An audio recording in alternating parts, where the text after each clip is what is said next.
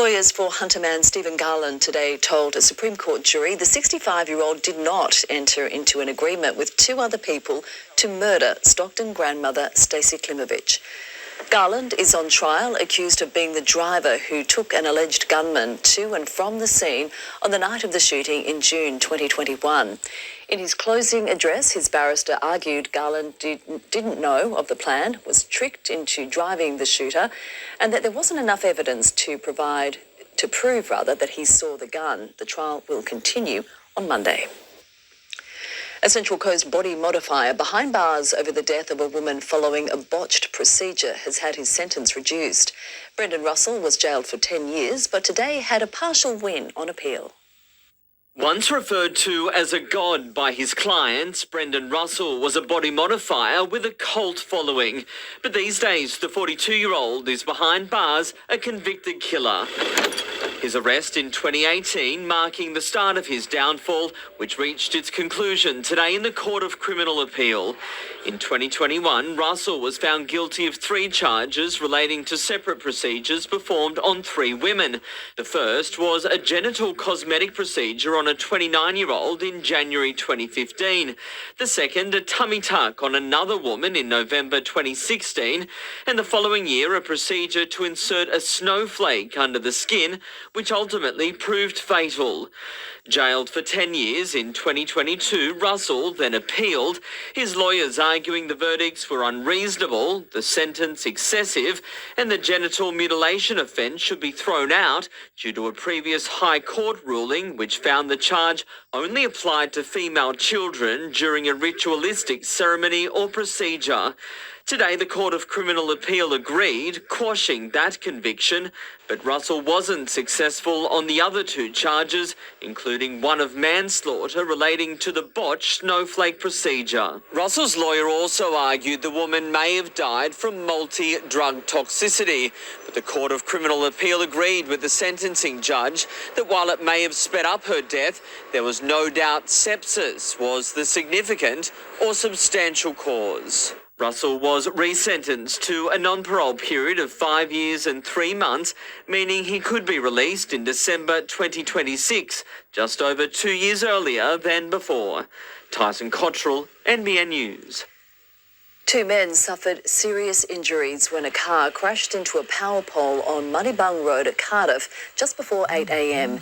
Emergency crews freed the driver and passenger, both believed to be in their 30s, before they were taken to John Hunter Hospital. Part of the road remained closed for several hours as police began an investigation. Art has long been used as therapy, and some creative souls in Newcastle are living proof of its healing potential. Their works, beautiful and thought-provoking, have had transformative effects on their rehabilitation after traumatic injury. When the brush touches the canvas, it seems the healing power of art is in motion. We know that art is one of the ways to help process trauma, to actually give people who are creating art a sense of hope. Elizabeth McDonald's work is part of a new exhibition, Reclaim, which opens tonight at Newcastle Art Space at Tyes Hill.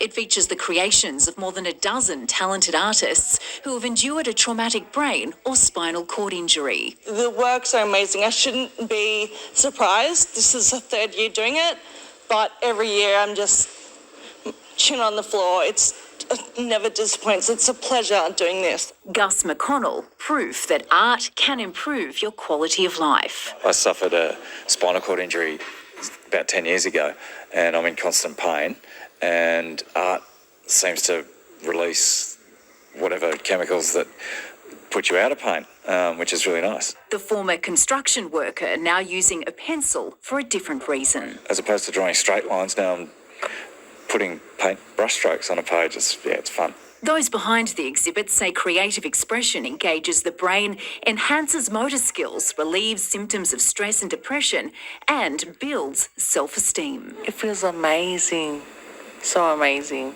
I'm hoping that an opportunity like this opens doors and the confidence of those people to be like, I'm going to enter this and I'm going to exhibit here. Reclaim will be open until November 16. Jane Goldsmith, NBN News. As the Hunter counts down to hosting the 2024 Australian Deaf Games, the athletes are being celebrated in an exhibition at Newcastle Library's Love It Gallery. More Than Sport showcases stories from around the world.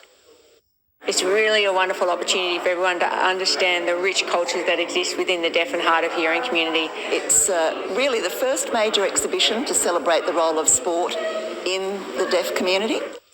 In January, more than 1,000 athletes will hit Newcastle and Lake Macquarie for the week-long games, now in their 60th year.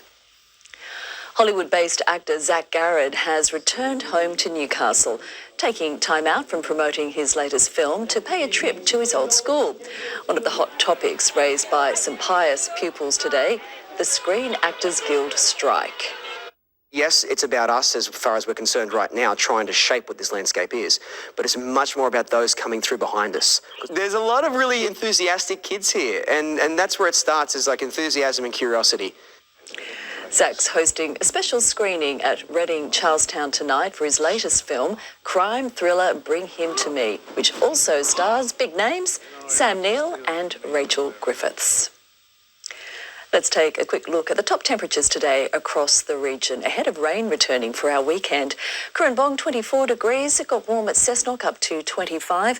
Over on the coast at Nelson Bay, a range of 15 to 23.